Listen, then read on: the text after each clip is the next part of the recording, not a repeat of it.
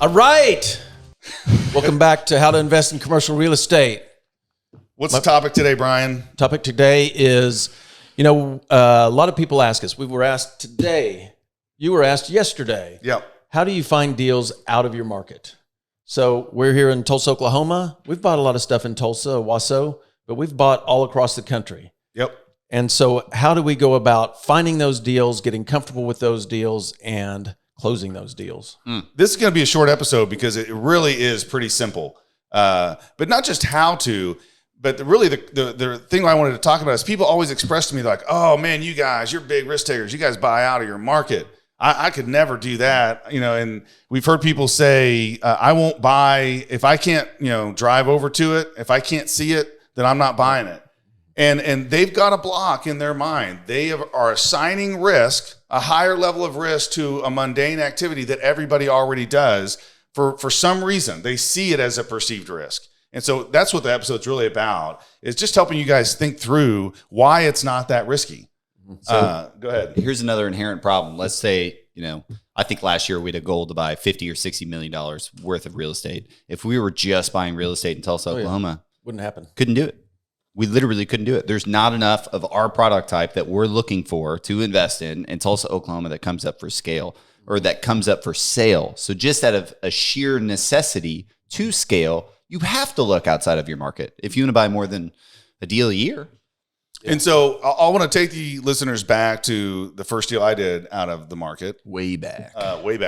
And here's how it was just this easy. We had been purchasing apartments here in Tulsa and we sold them and we 1031 traded that into a retail deal. I actually didn't even intend to do that. I identified several properties and all of those became unavailable. And the only one that was left was a retail deal. So we purchased it and it was amazing. The tenants just paid, the management company managed, and we got a statement and a check every month. And it was like, wow, this is way easier than a whole company managing apartments with on-call maintenance people, overnight calls, and all the problems that come along with a bunch of multifamily units. There's 300 tenants instead of like 10. They don't want to pay you instead of the 10 that do want to pay you. Well, and the tenants in a retail deal, they're only there during the day when it's light outside. And they have to fix their own shit. Yeah. And so what was cool is the broker was doing their due diligence and they looked up retail shopping center sales to find people who were buying similar shopping centers as the one they were listing. Genius. And so they called me up and they said, hey,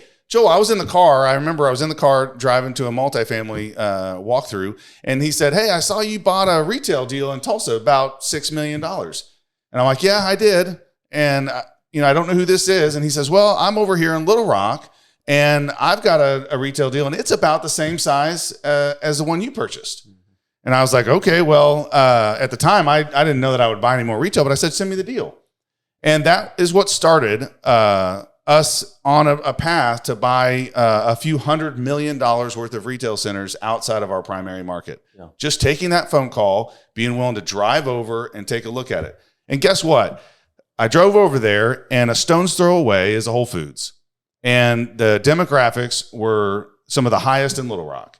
And traffic counts looked amazing when I was there. And it was in the parking lot of a Hobby Lobby, which is a great company. And so I thought, well, this looks all pretty good. And we purchased it. And it did exactly what we thought it was going to do. It paid us every month, just like our deal in Tulsa did.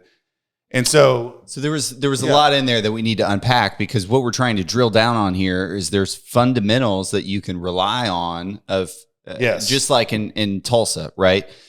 You can't just go and say, this is a good area of town. Let's unpack why it's a good area of town. What makes this area of town? Let's say we're talking about 91st and Yale. You said there's a Whole Foods next to it. Yep. What makes 91st and Yale in Tulsa a great part of town? Well, there's a ton of cars driving by. Ton of cars. Mm-hmm. You've got great arterial access to the Creek Turnpike. You've got grocery stores. You've got the nicest office building in South Tulsa, the Geotechnical Center right there with hundreds, maybe 1,000 jobs or something crazy right there. There's homes everywhere. There's and not just any homes. High household income. Yeah, really nice houses, which means people have disposable income to spend on retail. So now let's take that and we'll take away 91st and Yale and we can just say, okay, high income, high traffic counts, good arterial access, maybe a grocery store, super dense, jobs close, offices close, good school district. Okay, if we can put these 8, 9, 10 things on a list, put them say, anywhere. Man, if I could find this, I would buy it. So how many times have we had this conversation the past few weeks of what markets are you guys in? Well, I can tell you what markets I'm out of, but other than that, kind of open. Yeah, we're in. Yeah. It's let me ask you a question if you're listening. And let's say you're from Tulsa. I'm going to mention some intersections. 71st Street and Highway 75, 71st in Mingo, 91st in Yale.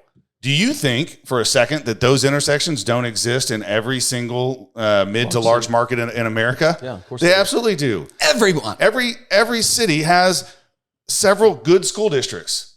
Every city has areas of great demographics. Every street corners have some traffic counts that are over 20,000 cars a day.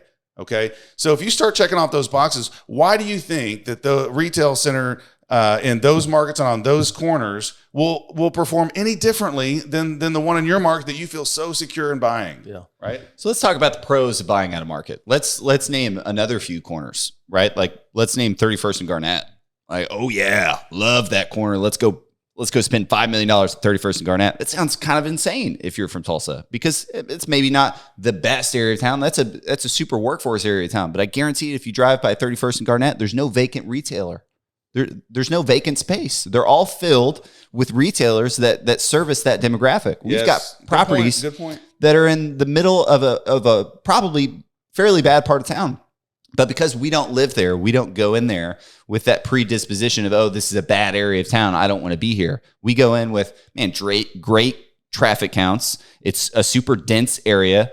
And the retail is fairly full in the corridor and the tenants match the retailer. We've got discount goods and services to match the demographic. It's not a Whole Foods, sure. But if you put a Whole Foods there, it wouldn't last very long because nobody could afford the groceries at the Whole Foods. Yeah, right? It's going to have a Walmart neighborhood market.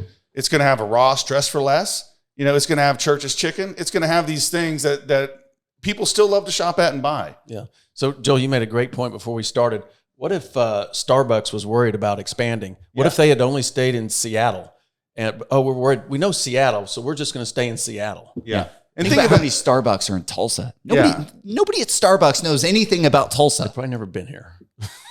And you can look at all the retailers, right? They're all opening stores all over the country. And so why are they doing that? Because they know based on the metrics that we've already talked about that they're going to be successful. We are doing a deal in Princeton right now, and it is a field. It is a field, and we have signed leases on this field. Chipotle signed a lease. Like, this field is great. I love this field. I want to build a Chipotle right where this tree is. Yeah. We're tearing down those trees right now in the field. Put a Chipotle. It's great, right? But they went in the middle of nowhere. It's the middle of nowhere. It's Princeton. For all as I'm concerned, it's the middle of nowhere. They did their research though, right? Yeah, that's the point that we're making here is these companies, they're not idiots. They have whole teams of people that are doing research on where the growth is going, how much disposable income is there, what the traffic counts are going to be 2 years from now. They're better at it, way better at it than we'll ever be. Yeah. So if you were in doubt, then just try to find some high growth retailers that are going in an area, and then know if you're going to buy in that area, you're going to be fine. Let's say you're looking at it before you go out there. Are there any local brokers, either someone who's managing the property or maybe is the listing broker? Can they give you good information too?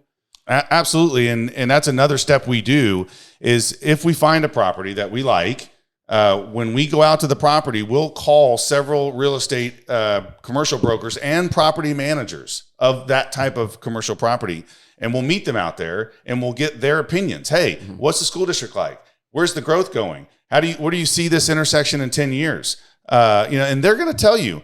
They're very, very honest, especially if they think that they're going to get business. Mm-hmm. Like, hey, this is a tougher area to manage. I would look over here. You're going to get great red feedback. flag. It's a red flag, right? Mm-hmm. And I think we may be desensitizing it a touch, right? Because we look at a ton of deals. Most of the deals we do not like because of stuff like that. We go tour deals. We spend money on deals, thousands of dollars, and then we get information that's like, man, I do not want to own this. This could be bad. This could be bad, right? So most deals are not going to be good, but you got to think you have 9 or 10, key fundamentals we're looking for. it's not going to satisfy all of those. Some of them you can work beyond, right? But like, don't be afraid to chalk up the deal as a loss. The next best one is right around the corner. Yeah. One caution I want to give everybody is that I know you bought a property one time without going out there, but personally, I don't feel comfortable. If everything looks good on paper and everything looks like we want to buy it, in fact, that's happened to us, right? We were like, this is a great deal. Okay, let's go look at it. And when we got out there, it really wasn't what it said on paper. Yeah, Braden, you and I went out to New Mexico, and we drove up, and as soon as we drove up, I didn't get a good feeling. Yeah. And guys, that's as simple as it is for me sometimes. Is when I drive up, how do I feel? How does the area make me feel? I know it sounds stupid, but there was sometimes it's simpler. Sometimes it's how far away is it from the airport? No, I'm out. Yeah, I'm out. I'm not sitting in a car an hour from a national. No, I'm out. But I got to tell you, a $600 or $700 plane ticket to fly to wherever you need to go, fly out in the morning. You can do all this in a day, fly back that night. Spending $700 or $800 is well worth it. Well, it's not about spending $700. It's about downside protection, right? Like you're going to have the same argument with somebody who doesn't want to use an attorney. Oh, an attorney's $500 an hour. Yeah, you know, they are. But if you actually have to use them, they're going to save you $50,000 at some point. So, and everybody knows someone else in other cities. I've got relatives in Kansas City. So if I have a deal in Overland Park or Olathe or whatever, I'll just call them. They'll drive by and I trust them. So do you have several people in, let's say, 4 or 5 different cities in the U.S. that you could trust?